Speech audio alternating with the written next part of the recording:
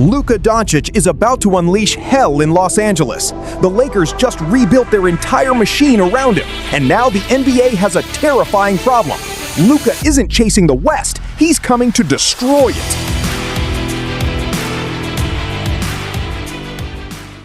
Well, I think they're going to have one of the best offensive teams in the league. They still have one of the best offensive players in Luka Dončić. They got enough offensive firepower to win games in the regular season. There's only 4 teams in the Western Conference that I feel like that are better than them on paper.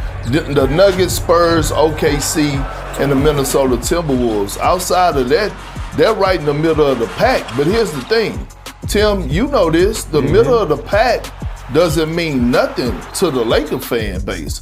I don't give a damn if it was Jesus Christ owning the Lakers, it would still be the same standard, meaning that it's championship or bust. And so now you start this new era of the official era of Luka Dončić has officially started, and now he's on the clock because the Laker fan base, they're spoiled. You know, they're built on championships.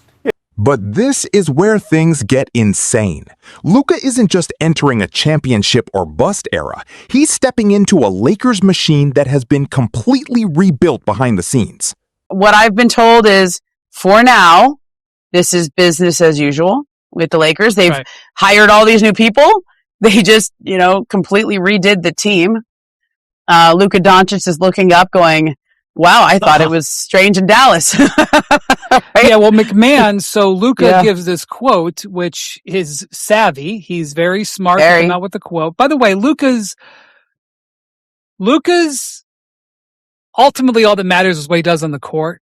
But Luka's management of his public profile since he's become a Laker has been excellent. Largely. Well, Luka's priority or prioritizing of that has changed because he got slapped in the face by the harsh realities of NBA business if you don't take an active approach in managing these kind of situations and in forming partnerships with ownership and front office and so on and so forth. And his business manager, Ramona knows her well, Laura Best-Sager, same business manager. I think Luka is allowing her to be more proactive and more aggressive.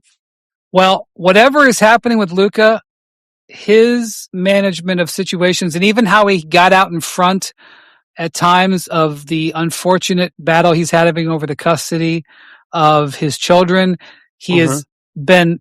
Anyway, I don't want to get into that, but inviting his team to Slovenia, the moves he's made, investing in the community in Los Angeles.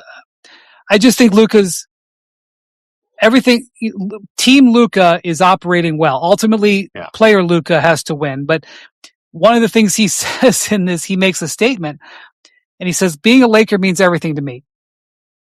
As an aside, an excellent opening line for the Laker fans who have gotten their heads a little bit on a swivel right now. I know it's very basic, but words matter, and this is beautifully constructed. I'm excited to get back on the court and bring a championship to LA. Okay, we have got check marks across the board. I'm thrilled about being a Laker, just in case anybody is like, oh my God, what does Luka think about all this thing? I want to play basketball. I'm so excited because, he was injured and, everything. Great. Bring a championship. What the thing that fans want to hear, whether they're in Washington or LA or Siberia, is they want a championship. Beautiful, beautiful first sentence. Grade A. Period. I've gotten used to big changes over these last few years. Okay, this is him saying, okay, how many times are we going to sell? Is LeBron going to be on the team? No? Okay, fine. So this is him acknowledging. Forget that, dude. Big changes. Cuban sold. New ownership. He got backstabbed, traded in the middle of the night. Genie Bus sold, or the Bus family sold. Now Mark Walter. McMahon. I mean, it's just like, this is his 5th ownership group. Can we just go, wait, Brian, you like to do what we know versus what we think. Okay. So let's just do the timeline. All right. February 2025, Luka gets blindsided in the middle of the night trade. Okay. May, when he's just getting to know Laker fans and Laker ownership, Jeannie Buss sells the controlling interest to Mark Walter. He goes to like the Backstreet Boys concert with Mark Walter and the team. Remember that? Like, okay, everything's cool. Everybody's New white. guy. Everybody's wearing white. They're at the Sphere together, except LeBron wasn't there. He was busy. He had other things going on that summer. But he's kind of getting good with the new guy. He signs the extension in August. Okay, we're re-upping. And then the sale goes. Okay. They watched him modernize the Dodgers, not only inject a bunch of money into the Dodgers, and we all know that you can't spend money in NBA like you can in baseball.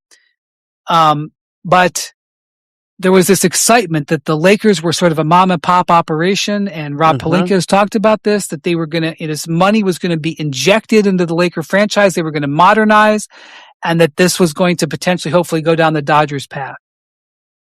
Now, I have no idea what Josh and Bob have planned or what they're financially going to be able to do by buying at this level.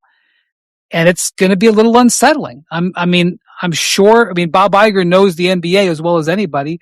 Yeah. Josh Kushner has, again, been a part of the league. Like, these are not people who are naive, but, this is a different level of pocket that is coming in. Yeah.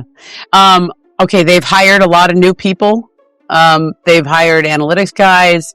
They've hired scouts. They've hired marketing people. They've hired business executives. They've hired the whole business operations. Luka Dončić is no longer waiting for the Lakers era to begin. It has already begun. And the pressure is immediate. The Lakers could have one of the NBA's most dangerous offenses, with Luka still one of the league's elite offensive weapons. But on paper, there are at least 4 Western Conference teams that look stronger right now: Denver, San Antonio, Oklahoma City, and Minnesota. For almost any franchise, being in the middle of the pack would be acceptable. For the Lakers?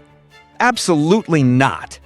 This is Los Angeles. The standard is simple: championship or bust. And now Luka is the face of that standard. But the biggest shock isn't just Luka. The Lakers themselves are changing around him. Behind the scenes, the Lakers have been completely rebuilding their operation. New analytics personnel, new scouts, new business executives, new strategy and growth leadership, a much more modern basketball infrastructure. This is bigger than adding another player. The Lakers are trying to build an organization capable of supporting Luka at every level. And that matters because Luka has already learned how brutal NBA business can be. He was blindsided by his trade from Dallas in February 2025.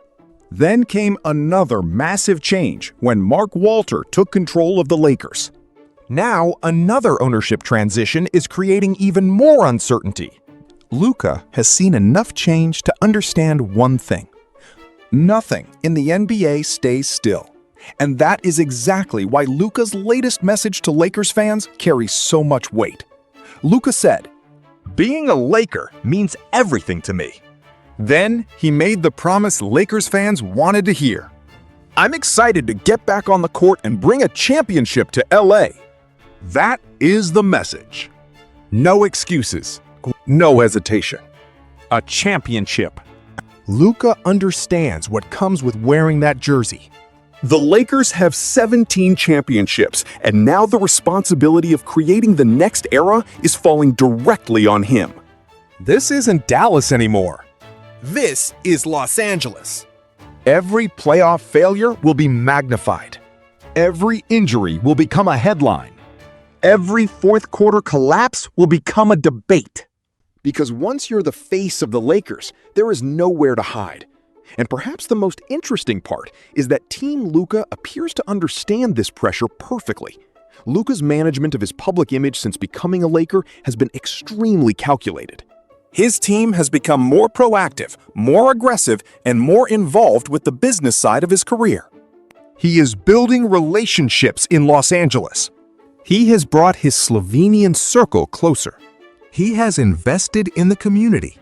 And he is treating Los Angeles like more than another stop in his career. That matters. Because Luka has already experienced what happens when NBA business decisions suddenly change your life. Now, he appears determined to control as much of his future as possible. And when you combine that transformation with a completely rebuilt Lakers organization, the stakes become enormous. Maybe the Lakers aren't the best team on paper right now. Maybe Denver, San Antonio, Oklahoma City, and Minnesota deserve to be ranked ahead of them. But that could be exactly what makes this dangerous. Because Luka doesn't need the Lakers to dominate in August. He needs them healthy, dangerous, and prepared when the playoffs arrive. The Lakers are giving him more infrastructure, more analytics, more scouting, more organizational investment, and most importantly, the freedom to become the centerpiece of the franchise. The Western Conference may see a middle-of-the-pack Lakers team. Lakers fans see something completely different. The beginning of another championship chase. And Luka? He's already on the clock. Because if this new Lakers machine actually works, the question won't be whether Luka can survive the West. It will be whether the West can survive Luka. Yo, mic check 1 to 2, -1, -2. Game over for this video, folks. Smash that like button, drop a comment, and subscribe to stay in the huddle for more. This is NFL Madness, bringing the heat and signing out.